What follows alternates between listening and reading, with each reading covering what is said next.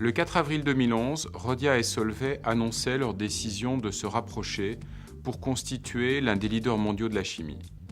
Cette décision, nous l'avons prise à la fois en constatant la forte complémentarité de nos positions business, mais également le grand alignement de nos cultures. Nos deux groupes partagent en effet une histoire ancienne, un fort engagement dans le domaine du développement durable, une culture qui repose sur la science et la technologie.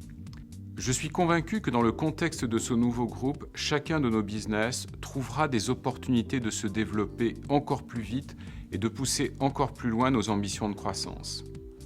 Ce projet a été rendu possible grâce à la formidable dynamique de transformation qui a caractérisé Rhodia en 2010.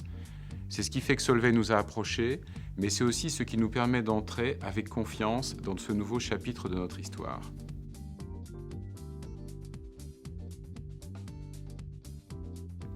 « 2010 est pour Rhodia une année record qui se place sous le double signe de la performance, mais aussi de la croissance.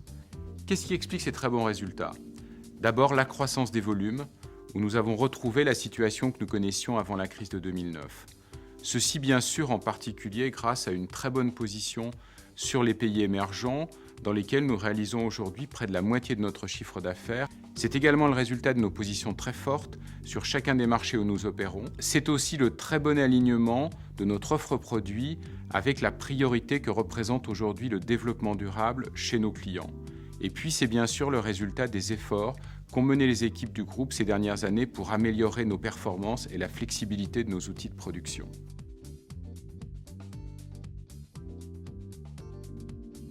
Nous avons mis en place à l'été 2010 une nouvelle organisation simplifiée et décentralisée qui vise à promouvoir l'esprit entrepreneurial et l'initiative au sein du groupe.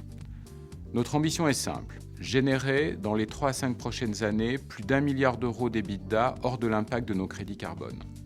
Pour cela, nous voulons mobiliser 3 leviers.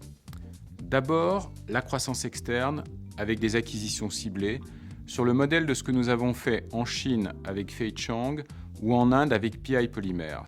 Ensuite, la croissance organique, pour profiter des opportunités liées à la dynamique de développement des produits sur lesquels nous avons acquis des positions très fortes. Enfin, l'innovation, qui constitue pour Rhodia un levier de croissance privilégié. Nous avons, au cours de cette année, décidé de rapprocher nos équipes de R&D de nos business afin de mieux servir nos marchés et nos clients.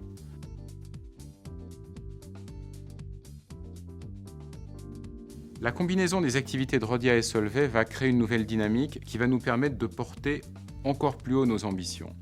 C'est une excellente opportunité pour nos actionnaires bien sûr, mais aussi pour nos clients, nos fournisseurs, l'ensemble de nos partenaires et bien sûr tous les salariés du groupe.